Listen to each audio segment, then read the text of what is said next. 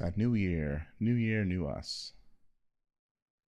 Nah, new year. We're gonna talk about the same nonsense. Anyway. New year, new you, listener. New you, listener. Maybe new year, new intro. I don't know. Probably not. Hello and welcome to Fall Through, your source for deep conversations about technology, software, and computing. I'm your host, Kris Brando, also known as Scriptable.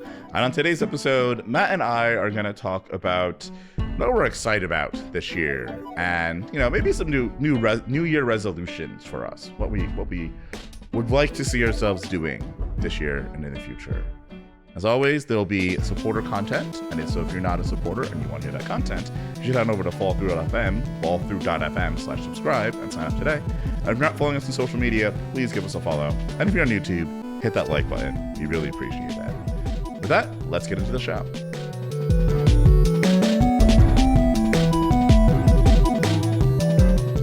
Happy New Year, listener / viewer. We hope you had a good holidays. Had some good holidays. You had happy holidays. There we go. Happy you had happy holidays, and that your new year was a fun celebration. But we are back for the new year, and it's just another little panel with Matt and me. We do have guests coming. We're working on it. It's gonna be a lot of fun. I'm excited for the guests we got coming Next week. But for right now, it's just the two of us. Matt, how are you doing? How was your new year? Everything was great. New Year's was really, really good. And it's just tiring. I'm just catching up from all of the, sleep schedule messing up things that I've been doing. Yeah. I feel like, it's kind of weird though, because a year ago, we were just like shipping our first episode. Like actually on the day we're recording this is the day we shipped episode 1. So it still feels kind of surreal that it's been a whole year.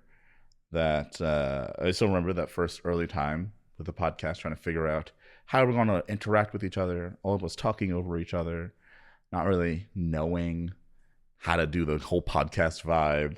Yeah, we didn't know what the heck we were doing at all. Yeah, we had no idea what we were doing. It's one thing when you are just on a podcast, like Ian and I were on Go Tie, but it's another thing when you have to like make it yourself, and it's just you. There's nobody else. You're the producer. There's no one you got to be like, well, what would that person think about what I'm saying? Like, no, you just go. But yeah, I think someone suggested that we should do like what things are you looking forward to this year?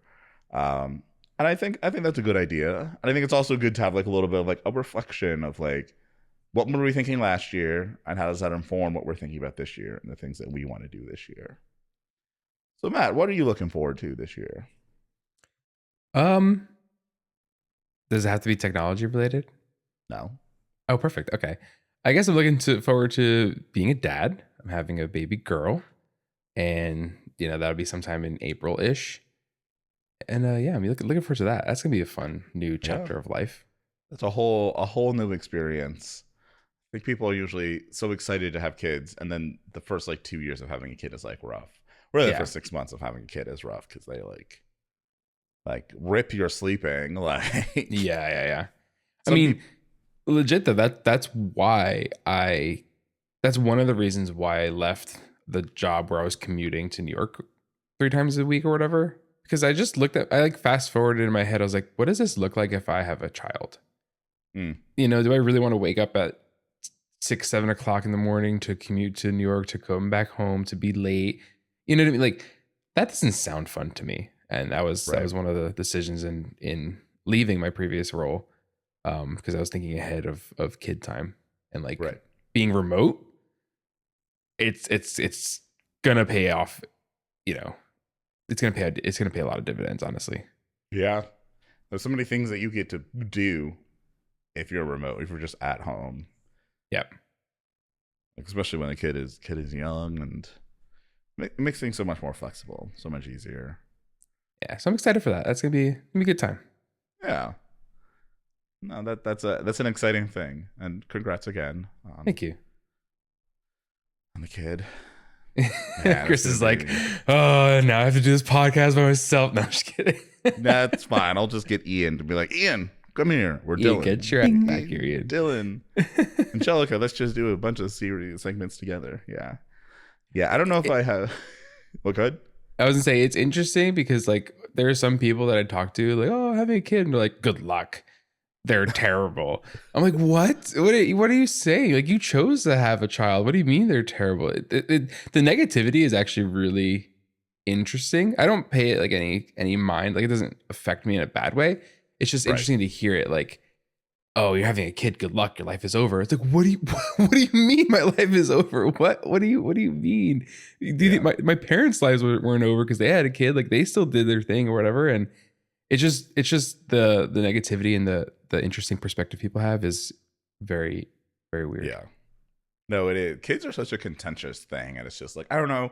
If you want to have kids, have kids. If you don't want to have kids, don't have kids. And people need to like shut up with the, oh, you should have, like all the women that are like, I'm childless and happy. And people are like, well, what about this? What about that? And I'm like, your arguments are terrible. Like the people are like, well, who's going to take care of you when you're old? And I'm like, that's a real weird argument for having a kid. Like, yeah. Like, yeah, exactly. If you don't want to have a kid or whatever, don't have a kid. But also, like, I think a lot of people don't give it enough thought either. Because, you know, even looking at my wife, she did not want kids. You know, when we first got married, she's like, I don't want kids. And I was like, okay.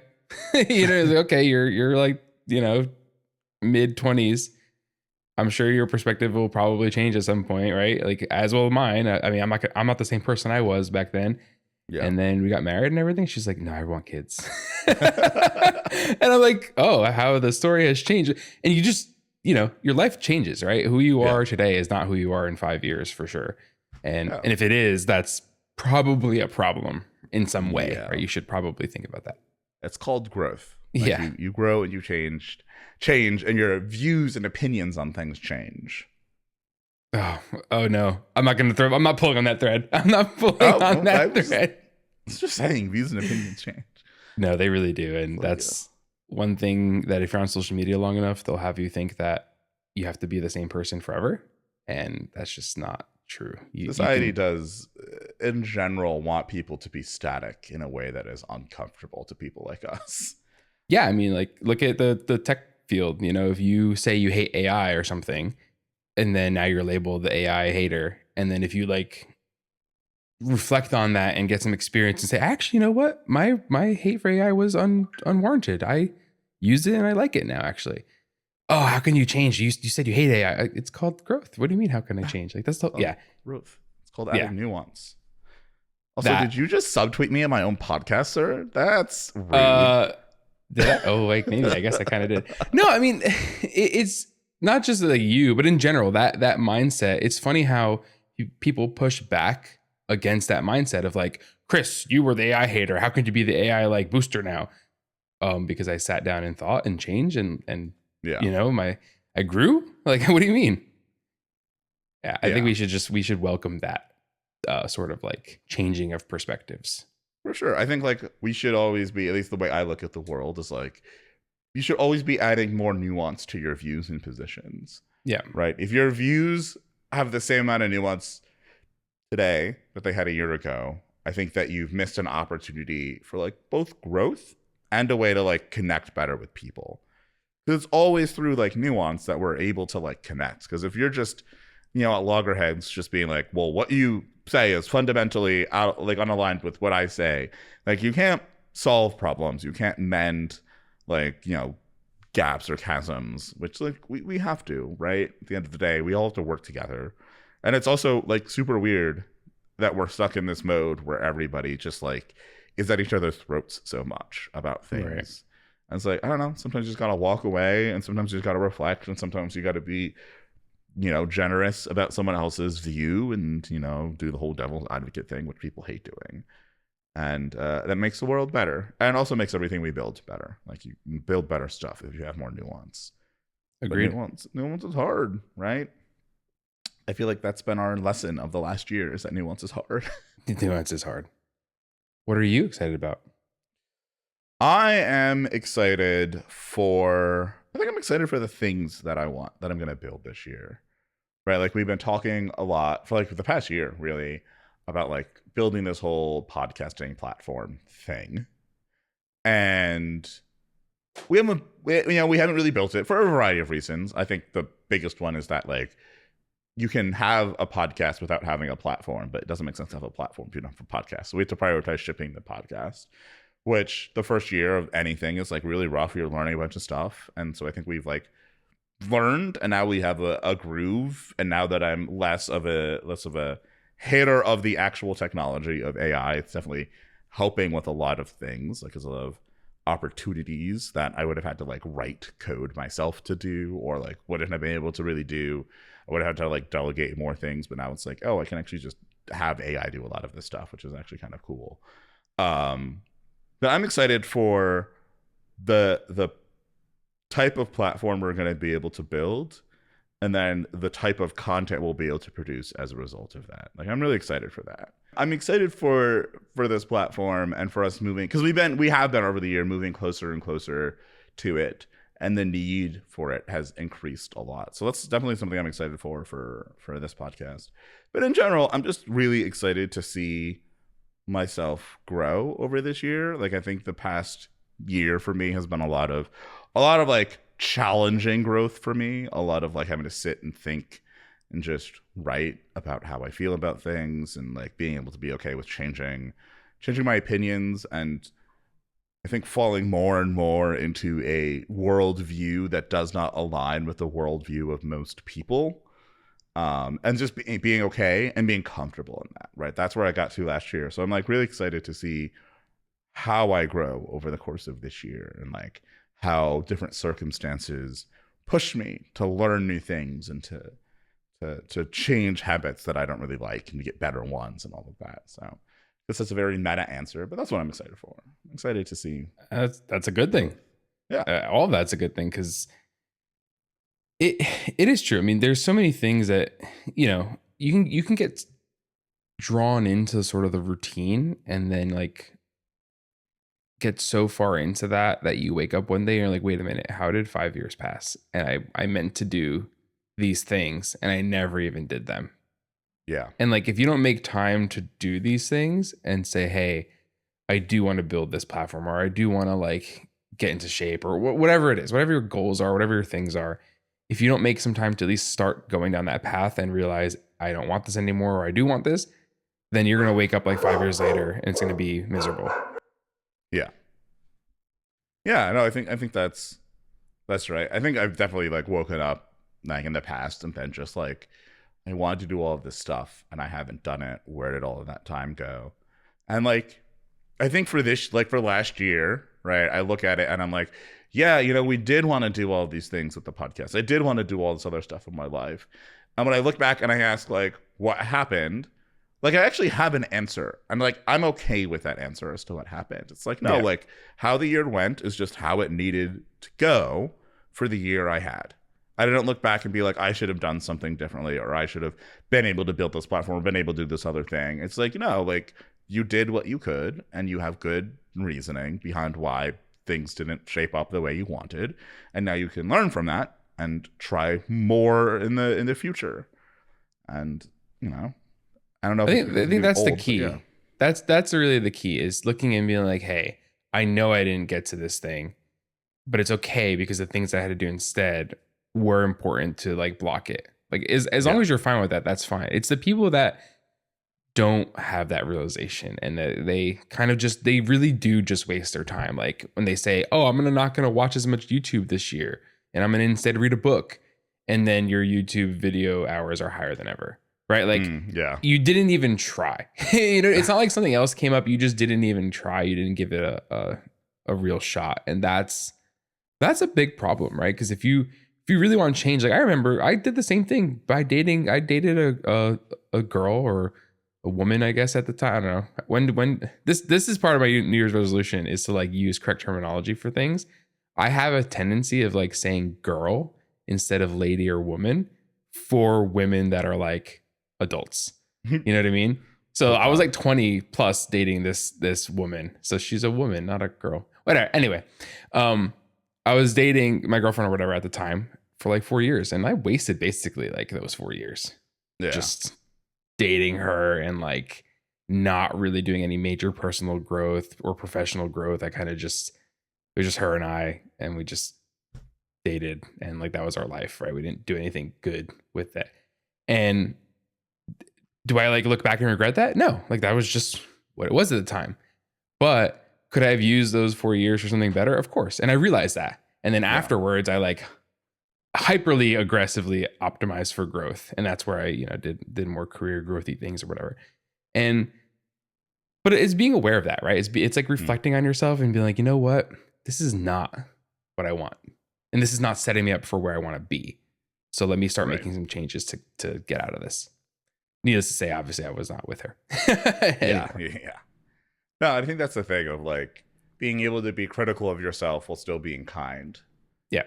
I think that's too like what I for like the content we produce where we are critical of things, I do hope that we are also kind at the same time. I mean, I feel like we have in general been pretty kind of things we're critical of, but I hope we like get better at that in the future. And like really one of the things I'm looking forward to is us being more nuanced on this podcast than we have been. So I think we have been like fairly nuanced, but I want even more nuance on things. I want more interesting takes that like take a while for you to process and are kind of like, gotta think about that for a little bit to see like how I feel about it. I want more of that, not the immediate I hate this or I love this, right? I want more of the like I don't know how I feel. I want to give that to our listeners.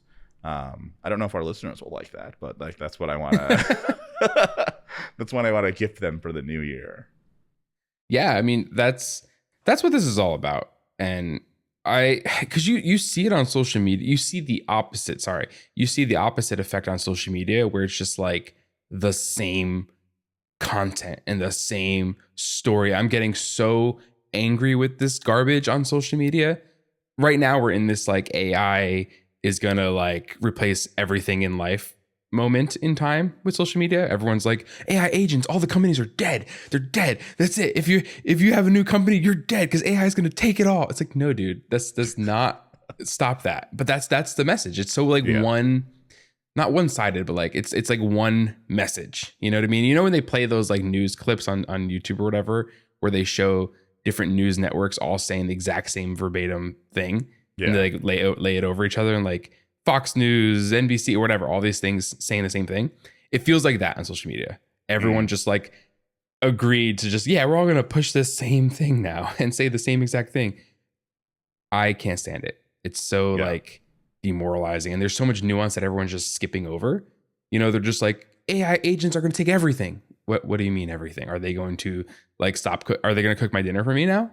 So I can just stop cooking dinner too? Is that what you're telling me? No, it's just coding.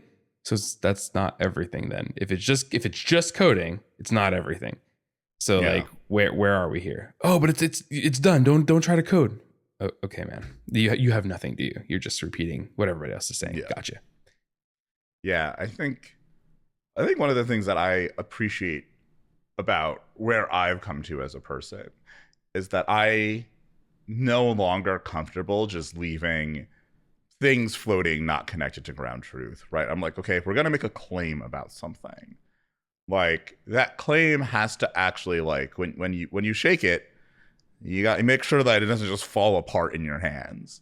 Because I feel like and I think too, I as a person, I think I used to just be like, I used to be much more pedantic. I used to be much more like, your argument is technically wrong and therefore everything you say is wrong, or like your argument is technically wrong, so this is why like you're a bad person or something like that, right? Where it's like you've made a critical flaw in your argument, so this is why the whole thing is invalidated, right? And now I'm much more of a person that's like, it's okay to believe wrong things. Like we all believe wrong things. I just think as long as you're aware that the thing you believe is a wrong thing, I think that's what matters, right? Or potentially a wrong thing, right? I think it's not that people say like make these bold claims about things, or like the whole like the objective thing where people are like all men do this, all women do this, all XYZ, all this, always, blah blah blah blah, right? It's like if you make that claim, you need to realize on some level that claim is nonsensical, right? And if you understand that, then I think it's fine. But if you believe that to be like a reality, I think that's where the problem is. And I think that's what it's like for so much of social media. But I think that's what it's like for tech as well. Like for so many of the things that people try to build, I'm like, but like actually pull that to ground, actually run through that in a logical way, right? And try to connect all of the pieces together. And I think you will find that you cannot do that. And it's fine to not do that, but like you can't base the entire world off not doing that. Yeah, I mean it's really simple. If you're in this sort of technology programming field, it is really simple to just say, like, to have this sort of binary way of thinking, because that's what you think in terms of like your program, right? That's how you think when you're coding. So if one part of your program is wrong, you're like, oh, this whole thing, the whole thing's deemed incorrect because if I hit this one code path, it's incorrect. And you take that into like relationships with people. And I've done the same thing, like you were saying. I've done the same thing where I'm talking to someone and I'm like, oh, you know, you don't believe the sky is blue, so that everything you say is wrong, and you're just your whole thing is you know, defeated now. And it's like, that's not true. I was a bad person thinking that. And yeah, that's a good, I think a lot of people still do that today, and they don't realize that there's a lot of nuance, and that, you know, you can disagree with someone on this one thing, but then like agree on these other things. And then also realize that both of you can be right depending on the perspective of what you're talking about. You know what I mean? Like, right. It's if someone says, you know, this is like the easiest thing for me, but then someone else is the hardest thing, it's like, it could be true for both of you. Because, you know, yeah, that stuff matters too. And we often forget about that. Yeah. And I've definitely found myself less susceptible to like that. Like someone from our episode where we talked about battery electric vehicles and extended range electric vehicles and all that, someone like, you know, wrote like a thing to me on Blue Sky, like wrote some posts, added me, and was just like, hey, like actually, like I think you're right. Like I think the Volt is like an underrated vehicle, and like plug-in hybrids were probably like a better way to go.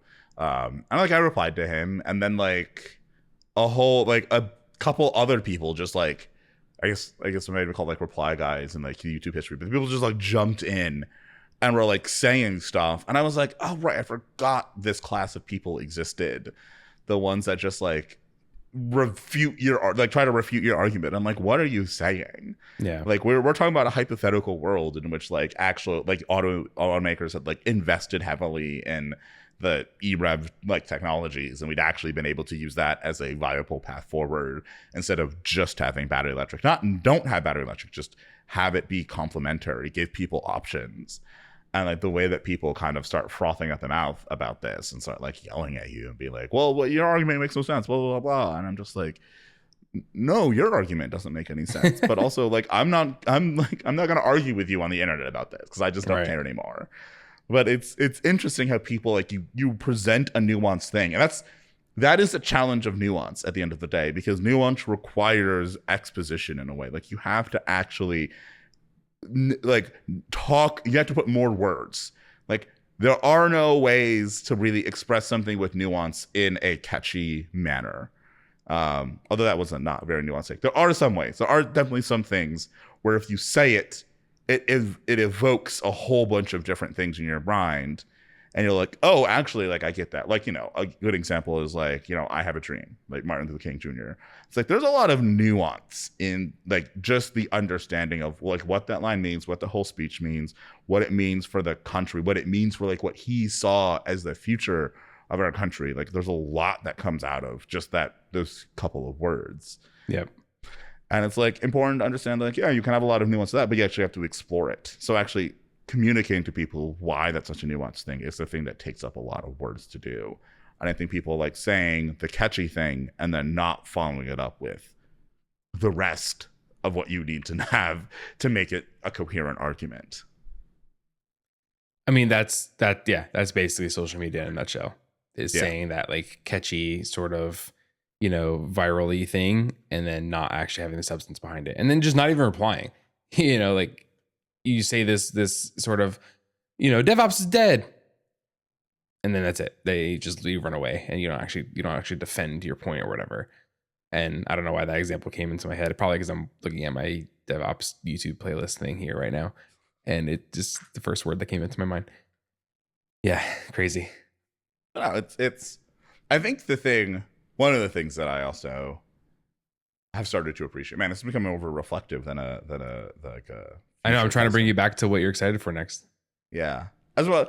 I think that like one of the things that I've also come to a realization of is like objective reality doesn't exist. Like there's no such thing as objective.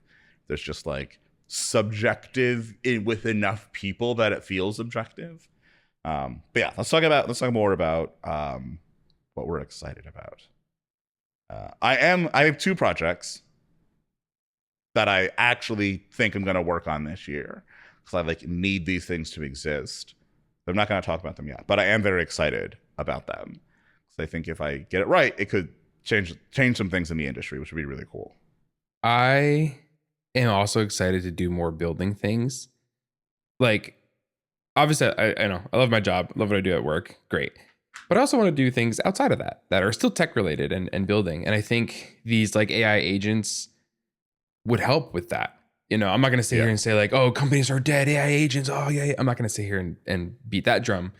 But as a upcoming parent and like my time will be even more strapped, it is kind of nice to have something to like be more productive with the time I do have, or at least, build faster or whatever with the time I do have. So I'll be taking more advantage of these AI agent things and building some things that I've been wanting to see in the world. And nothing groundbreaking crazy, but I've already started with my wife's chocolate shop. There are certain like small little apps that just help your quality of life that can be built now with AI. Because I know what needs to be built, but I'm not like a front-end JavaScript expert. But now with AI, I can just prompt it and be like, hey, I need this to work this way. It needs to send this event, blah, blah, blah, blah, blah. And like it builds it for me. You know what I mean? That just saves me so much time as an adult whose time is kind of strapped. And I'm excited to build more of those sort of things, those quality of life improvement things. Yeah. I guess it's a non-tech thing I'm excited for. Like I started this journey. It's like kind of a woodworking journey, but I think it's in general like a building things in the physical world journey that, I'm going to push forward through in this year and learning how to build stuff. Like I'm really excited that I'm like going to sit down and learn how to build doors. That's not a thing I've ever really thought about. Is like, how does a door work? How do you build a door? And there's also like a lot of like intricacies to it. You need some specialized tools for some parts of it, but it's like being able to build something, be able to build your environment, like the built environment around you, is like such an awesome power. Yeah. And like I'm excited to like do more of that. Like I did that at the end of last year. I like my parents, they're like doing a renovation. We're doing a renovation of one of the rooms in my parents' house. And it's like, we put like a new floor down, and there were like a lot of challenges in getting that new floor down. We had to put a new subfloor on top of the old subfloor for reasons. But like that was a really fun project. And like I did it with Ian. I was like Ian and me just going up for a couple weekends and like working, getting this new floor down. And it looks like so nice now. And I'm like, yeah, I want to do more of that. I want to do more things where I can just build something and have it be like a nice thing in the physical world, but also like tie it back to like technology when I can. And I know learn stuff like FreeCAD and like KiCad so you can make circuits and all of that. Like there's a lot of cool stuff in the physical world that I want to do this year. That is like, that's a good thing. This is where I see software skills going, because up until now you've really had like the software people are like they write code, right? They write code for a living and then they go write more code as a hobby or whatever. But a lot of those people don't really tie what they're doing to like the physical world or to some problem. They just do it as like a hobby. And we have like the general hobbies that software people have, right? Like I'm into music, or I'm a rock climber. Rock climbing's like one for some reason. But like you're also not really tying those things together much. And I think if you can start solving problems or doing things that are tied to the real world, you'll be more satisfied. It's nice to like kind of well-round yourself, like you're saying, build things in the physical world. And if you can tie it into your tech stuff, which make an IoT device that does something rather than buying one or whatever, like that's a good first step to do something.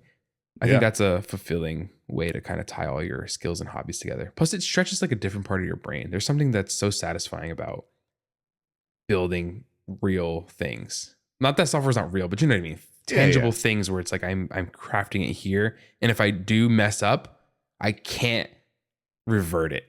You know what I mean? I ruined the thing and I have to start again. There's something different about that level of engineering than like software. It's like, oh, that line of code broke the database. Wipe everything, start from scratch, go again. You can't do that in certain physical things. And that's a different part of your brain. It feels like that needs to be stretched. And I hope more people think about that.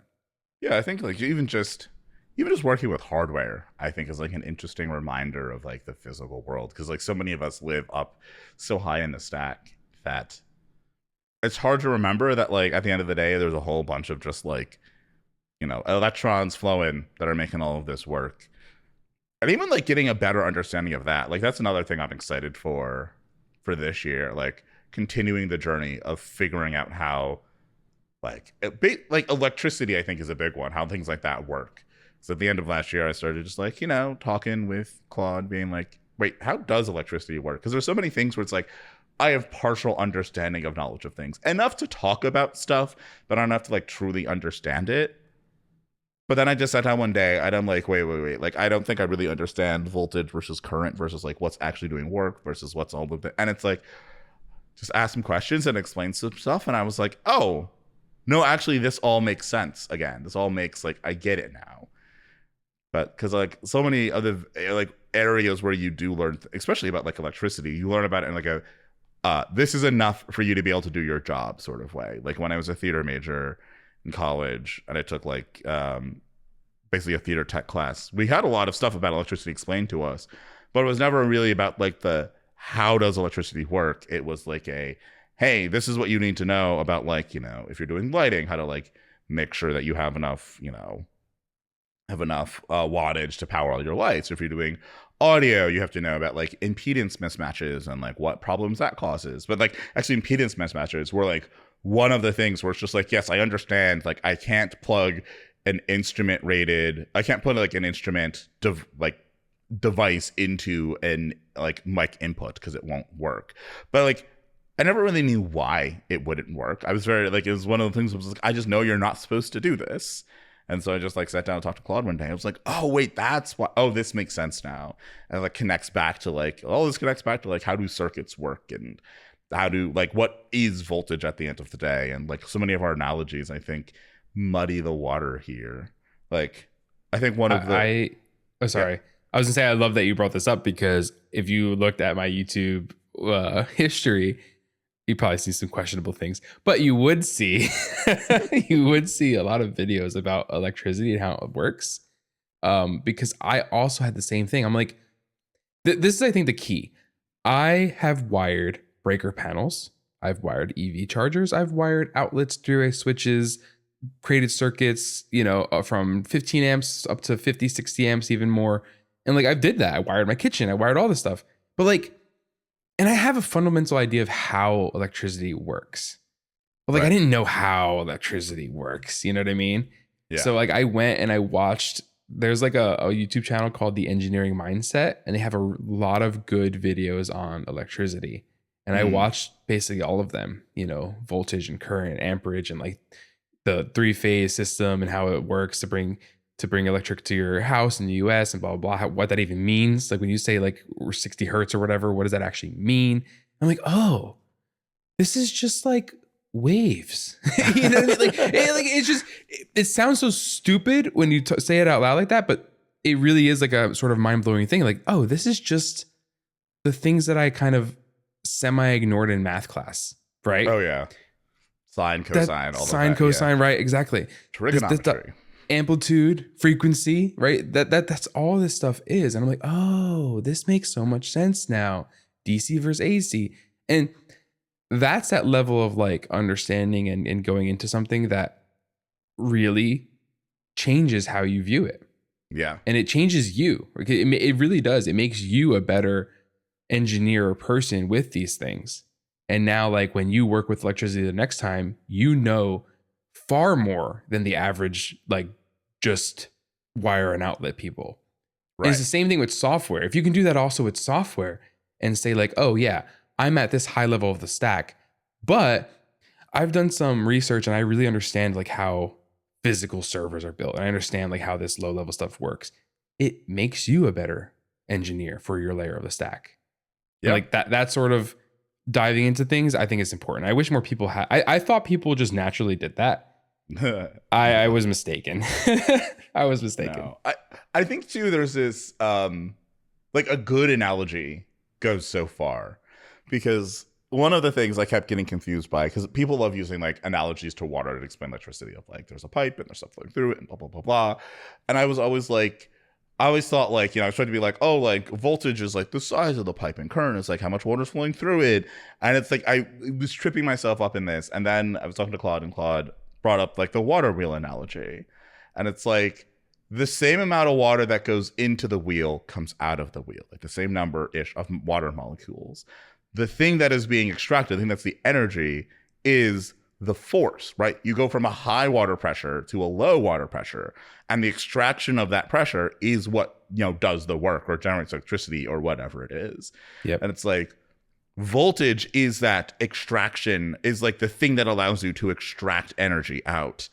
And it's actually like amperage is just how much, like how many of those water molecules are flowing, or really electrons, through a circuit. Yep. And it also led me to like a really interesting thing that I'd never thought of before, which is like voltage varies throughout a circuit, but current is the same throughout a circuit. So there's the same amount of current on like the side going into a device and coming out of a device. And for some reason, at some point, I thought that wasn't the case. I thought like current disappears or something, but it's like, no, the current is the same. It's just the voltage changes, because the voltage is what allows you to extract work. And then like a whole bunch of other stuff starts making sense of just like, oh, okay. So like if you think about it in terms of pressure and voltage being pressure, if you think of like a pipe, and if that pipe has a rough surface inside, like that's going to be extracting some of the energy out. It's going to be lowering some of the pressure, which takes away from what you can actually do at the end of the day with that water pressure. And it's the same thing with like wires, electricity. It's like, yeah, some of the electricity, some of that voltage is like leaking out essentially through the wire because there's internal resistance. And like, that's why you have things like voltage drops if you have very long wires. And it's like, oh, okay, this all makes sense now. Like in like maybe a 30-minute period, I was like, oh, okay, now all of this makes sense to me in a way it just didn't before. And now I can actually explain it somewhat coherently about how all of this stuff works. I think that's like a really powerful thing. I'm like, okay, this is actually how electricity works at the end of the day. There was, it's funny that you mentioned all this, because I literally went down this rabbit hole as well, and it was great. I really learned so much about electricity just by watching these videos and understanding it and applying it. And there's another channel called Alpha Phoenix who has a really good, like an intuitive approach for understanding electricity video. And he describes, he uses water, but he like makes this sort of this physical diagram with water in it to showcase like how voltage and current works. And he used like a pump, he's like the current is the same because all the water is, flowing correctly. And he like blocks off different paths of the water and shows how like when the water's flowing, depending on like the opening for the path, there's like a higher volume of water in, on one side versus the other. And that shows like the voltage, like the potential. Right. I'm like, yo, I get it. Like, what I mean? I was like, I get it. This is great.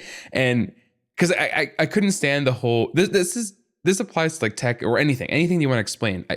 It's the one-off explanations that just like voltage is like foo, and that's it. And they stop there. That sucks. And that's most of the content that's out there is like, a program is like this and cooking is like that. And they don't use any further explanation or analogies. If you explain things and you can use other analogies and relate it, you will really open people's minds to like actually understanding the topic. And that's what separates like a good teacher from a great teacher or whatever. And I don't know. I wish I learned all this stuff sooner, I guess is what I'm trying to say. You know what I mean? I wish like I sat down and really understood electricity like 10 years ago or 15 years ago versus now. Right. And I do think that like the more that I've started using LLMs or as I like to call them, digital librarians, it's like I could have learned all of this before, but it just would have been so much more difficult because so much like I've learned a lot in my life. And it's been usually through screaming at my computer because I don't understand something and being like, why doesn't this make sense? And then finally being like, oh, and like that, oh, is like so rewarding, but it's also like super frustrating because like there's so much knowledge out there on the internet, but it's not often packaged in a way where you can just ask like a quick follow-up question. So it's like what LLMs allow you to do is like it is such a better interface because it allows you to like get the original information, and then if you have like a little question or like a little clarification, you just ask it, and then it can clarify it for you, and then you can move on to like learning again instead of having to like scour the internet and try to use like web search to try and like type in the right thing, even though you don't really know the words you should be using to like get at an answer and hope that somebody in the internet has like answered it in a way that'll get brought up from like the way you framed it. Right. It's like so much more useful to being able to just be like, oh no, like please just help me understand this thing, and then it can, through the magic of lots of weights, give you like an answer that's like coherent, and then you can just move on. And I think that is like a really nice thing, and I'm excited to like use LLMs for more of that in the future, of like actually help me do research so I don't have to like bang my head against the wall trying to do it. Yeah, I mean, if you're not using LLMs for learning at this point, I don't know why. I would like to hear why. And I'm not saying exclusively LLMs for learning. You should still be reading books and blog. Like you should still be expanding your own mind. But like, I agree with you. There's times I turn to LLMs and I give it some quick context. I'm like, hey, I'm in a conversation with somebody and they mentioned this phrase and I'm unfamiliar with it in this context. And we're kind of talking about food. Like, what does this mean in food? I'm like, oh, they mean blah, blah, blah, blah, blah. I was like, oh, okay. And it's kind of nice to be able to do that versus like interrupting the conversation or something, or maybe it's just an async conversation over email and you don't want to like respond and look like a fool, right? But having that information is nice. Same thing with electricity stuff. I did the same thing. I pulled up an LLM and I was like, hey, I'm trying to understand voltage, current. I'm trying to understand all these electricity topics, phases and all that. Like, I understand these two things, but I really don't get voltage. Like, can you just give me a couple of analogies for what voltage is and explain it? And it did. And I was like, oh, okay. And that is like a superpower in a way. Yeah. Because if you're in a learning environment, like a classroom, like when I taught Linux for college for like 6 years, I got really good reviews as being a good teacher because I use analogies and whatever. But it always shocked me that when I was going through the content live with people there, and I would like pause every now and then and be like, hey, like talk to me. Anyone, do you need me to re-explain that in a different way? Do you have questions? People were like, nah, crickets. But then after class, people stayed behind to talk more about these things. And I'm just like, why didn't you ask questions during class? Oh, I didn't want to like interrupt the class and I didn't want to stop the flow, blah, blah, blah. I'm like, and I tell everyone the same answer. I'm like, I know this stuff. You don't. I'm like, this whole time, this is your time. This learning time is for you. I already know it. I'm employed. I'm good. Right. You're not. So you should be stopping me during the class to talk to me about these things. And like, because if you have that question, so do maybe like 3 other people. Right. And granted, I'm glad you stayed after class to like scratch your itch, but also like, that's the whole point. We're in a classroom environment where you should feel free to stop the teacher and pause the lesson, so to speak. Now, if you're doing it excessively, that's a difference. But if you're just like, actually, professor, I didn't really understand what you meant about like a program versus like, a process. Can you like just break that down again? And that's normal. And we don't do that in normal human communication as often as we should. But with LLM communication, you just kind of let it rip. You just like, you hammer the LLM like, no, bro, do it again because I still don't get it. And then the net effect is you get it. Yeah. Yeah. I think it's a lot like when I look at LLMs, especially in like an educational context, I think so many people got caught up in it helps you cheat on like the test and whatever.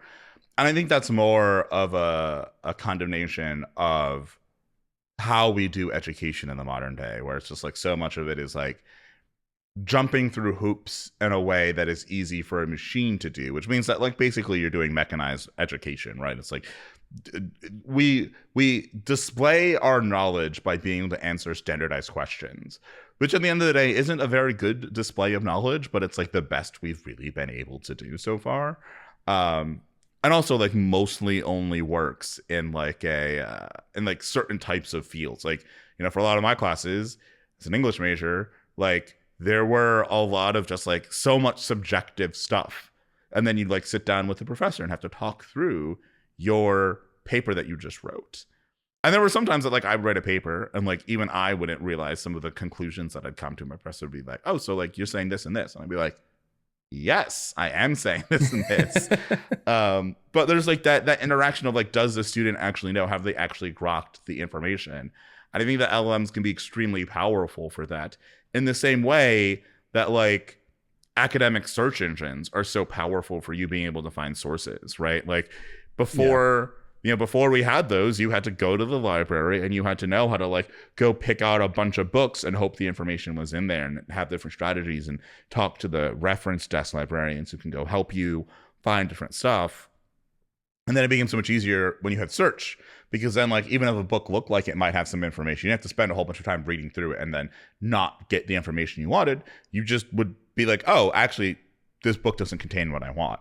And so like in a lot of ways, these like LLM tools are kind of like extensions of that, where now you don't have to have this kind of awkward, verbose search interface. You can just kind of ask it a question and it can go find you sources. We do need to make them better at like handing you sources and summaries of those sources instead of just like writing a report for you.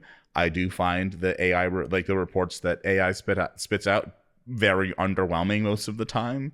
I'm like, I don't know, like this is not the helpful thing I wanted. I want the sources. I want you to summarize the sources and then help me come to my own conclusions about things.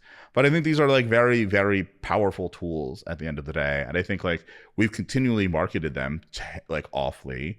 And everybody has thought of like the extremes, but very few people seem to have thought about like the middle ground where everything actually exists, of like, yeah, no, like LLMs are not going to destroy education in the same way that like search engines did not destroy education.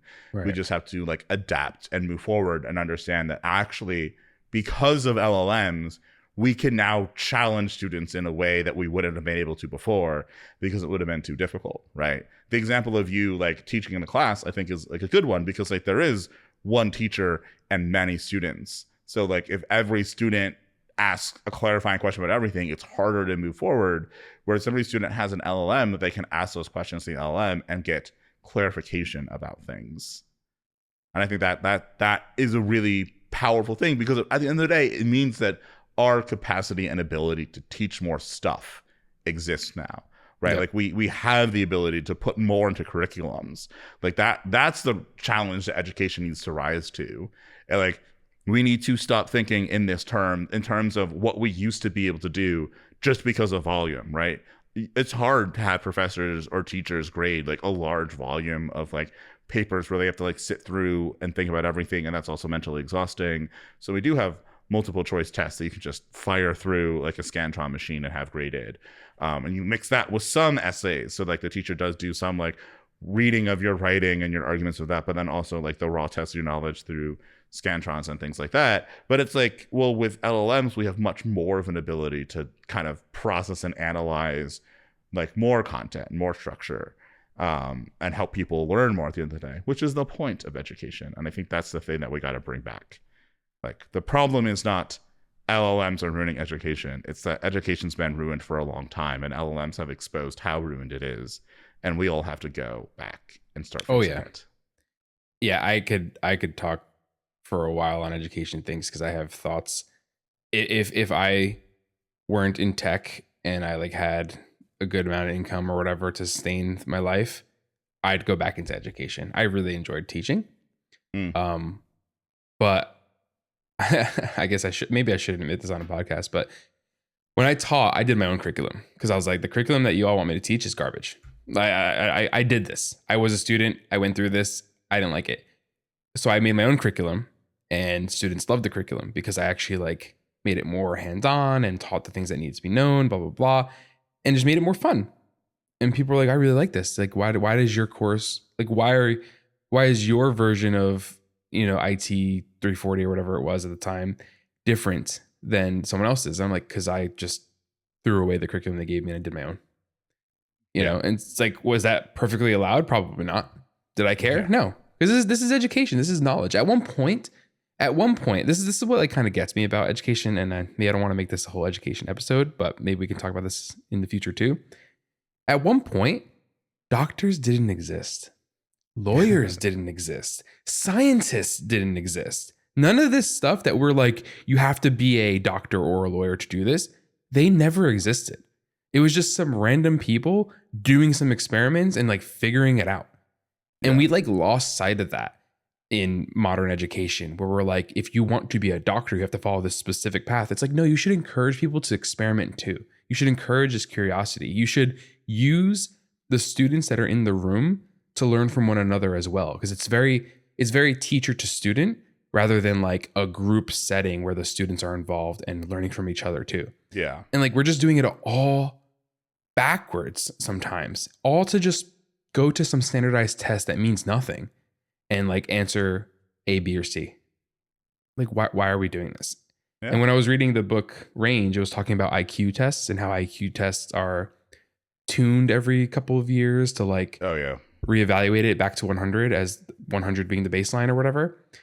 So the point they were making there was, if someone took an IQ test in like the 1900s, the mid 1900s, let's say, and they took the same IQ test in like the late 1900s, well, they would score worse, right? Way worse. Yeah. Way worse. And similarly, if someone went back and took the old IQ test, they'd score way better, because like our collective knowledge has increased since then. So like the average IQ like has to move up or whatever. And I'm like, what does that tell you? you know what I mean? What does that really tell you? That tells you that this whole world, this whole collective knowledge that we have is constantly changing. So a standardized test that was made at one point in time means nothing if time has passed. Right. Yeah. I think the biggest misunderstanding about, especially higher education, is that the point of it is not to prepare you for the job market. It's not even really to teach you something. The point of education is to teach you how to teach yourself. To give you the gift of the ability to learn, right? And I think people forget that, because like they graduate college and then they like stop learning. And I was like, no, the whole point of this is that you become a lifelong learner, that you become someone who can continually update their knowledge and acquire new knowledge. Like, that's the whole point of this. If you want job training, go to a trade school. And honestly, more stuff should just be in a trade school. Like, there's so many degrees people get where I'm like, you're just looking for like training in a trade, and we should treat it that way. We should stop thinking that trades are like these dirty things that only like the low levels of society do, and start thinking of them as like, no, these are actual like acquisition of skills and knowledge that you can then apply to doing something. And we should value that much more than we do. And I think like the whole idea that you go to college so you can get a job is part of the larger problem of like why colleges are having such a hard time in recent years, or recent decades really. But also like that's where some cognitive dissonance people really need to resolve, of like, going to college does not guarantee that you'll get a job out the other side of it. But going to trade school, as long as you get through trade school, most definitely does. Like in most circumstances, right? Like if you go to trade school to be like a mechanic or like a plumber or electrician or like a hairstylist or whatever, like there's a good chance that when you come out the other side of it, you will have a skill that you can then go employ to collect money. And there is no guarantee of that with college, because that's not the point of college or university. That's not what you're going there to do.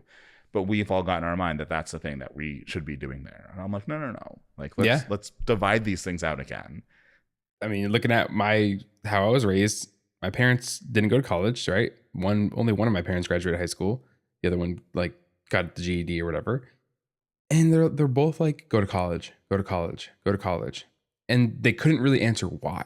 You know what I mean? If I asked them like, why should I go to college? Oh, because you have to get a job. And like that's how they were told that. They were told, send your kids to college, because if you want them to have a better life, that's what you do. And I went to college. Great. You know what I mean? If you ask me like, was college worth the $60,000+ or whatever I spent? No, it really wasn't. Because like I didn't get $60-something thousand worth of value from it. In fact, I learned more from the additional education that I paid for and did, like the Red Hat course that I paid for, and like some other learnings that I paid for, like Bill Kennedy's Ultimate Go and things like that, right? Yeah. I learned more from that additional education that I sought out versus the college education that I went through. Yeah. And like, what does that tell you, right? And like, but that, like, I had to seek out that learning, right? I did that myself. I had to learn how to learn, and then like have the capacity to want to learn. And I went to go seek out further knowledge. But college didn't give me that. In fact, college kind of just reinforced the fact that this wasn't the place that I was going to get that, right? I had to go seek out knowledge elsewhere. So I guess in a weird way, it was worth it because it showed me what I didn't want to do. But like, it didn't teach me how to do that, right? I had, it's weird. It's a double-edged sword, but it's something that I think about too, as now that we're having a kid. It's like, when 20 plus years comes, do we want them to go to college, right? Or are we going to do what our parents did to us and kind of force them down college, or are we going to do something different? And obviously I don't know yet, but it's a good topic of conversation. Yeah. No, I think it's, I'm of the mindset that, like, let your kids be their own person. If they want to go to college, go to college. If they want to go to new trade, have them go into trade, right? I think there's just so many assumptions that everybody makes about like what's a good job, what's a bad job, like what jobs we're going to even need in the future. Like I do think that one of the ways that we have royally messed up tech as an industry is like that 2010s era, like the late aughts, early 10s, when it was hammered into everybody, like, oh, you should become a programmer, become a coder, become a coder, become a coder. And it was just like a whole bunch of people that don't need to be programmers like went out there and became programmers. Yep. And I think it also like made it like we were bad at communicating what programming is and bad at really communicating that it's really just like another form of writing. But if you want everybody to be a programmer, that's cool, because I think that's like we would like everybody to be literate. Like I think that's a good thing, but like not because it's going to be your career, but because these skills are genuinely useful in your life in general, just like math is, just like writing is, just like finance education is. And I think that missed the mark because people were thinking about it through a job context. Oh, we're going to need all of these software engineers in the future, so we need to encourage people to go into it. And I think that just like missed the mark in a lot of ways. And I think we continually miss the mark, and we got to start sitting down and being like, okay, how do we stop doing that? How do we get better? But I do think that we're starting to tilt in that direction. Like I can see signs of us tilting in that direction if you kind of look and analyze things. Like I feel like in general, people are getting a little bit more nuanced. People are really tired of all the polarization that they keep getting pulled through. They're tired of like the social media noise. Like I think people do want to like learn and understand things. They want to be presented with like novel ideas. I just think we have to like push forward on that a bit more than we have been. Agreed. Any more excitements or things you're looking forward to in 2026? There is. Best year ever? I had one. I didn't write it down. It's like flown out of my brain, and I want it to return because I felt like it was like a good, interesting topic. But all right, it's gonna return. Yeah, it'll return. I have 100% rate of getting things back into your brain, so we will get it. We'll get it into that brain of yours. Yeah, I just think like in general, I'm still excited for like seeing how the world is going to change, and like is AI going to continue being this massive hype, or are things going to shift? Oh, okay, yep, it came back. I think I told you 100%. Just have to start talking, and then eventually the brain will be like, oh, exactly. Here you go. Yeah. So like at the end of last year, I finally did something. I guess it's the thing I did this year, because I did it a couple days ago, and we're in the new year. But I upgraded one of my servers so that now it has like dual 3090 Ti's like NV linked together. And so I'm looking forward to like building out more AI infrastructure like in my apartment, so that I can do more like local stuff. Because like the APIs are cool and all, but like they get expensive, and I just want to like tinker with stuff. I want to understand how this stuff works so I can use it. I think your point about distribution is also like super important. I think it's something that people miss a lot, is that like we don't have to be centralized, and in a lot of ways we shouldn't be centralized. And I think that's okay. We're gonna do a little tangent. This is gonna be supporter only, so sorry if you're not a supporter. But I got into a little conversation yesterday as of recording. So, viewer/listener, how did you enjoy that? Our first episode of the year. So exciting. Just Matt and me, but we'll be getting more people on again. Don't you worry. But yeah, how do you feel about the conversation we just had? Let us know your thoughts. Social media, changelog Zulip, Gopher Slack, or wherever you might find your lovely Fall Through hosts. This episode of Fall Through was hosted by Chris Brando with co-host Matthew Sanabria. Fall Through is produced by Chris Brando and Angelica Hill, and our beats are by Breakmaster Cylinder. And a break. This is why I can't stop in the middle of a monologue. Hello, doggy. Sorry. I'm being bad person today. No, you're good. You're good. New year, new Matt. Matt's evil now. I know, right? I'm doing everything in my power to make recording this podcast as difficult as possible.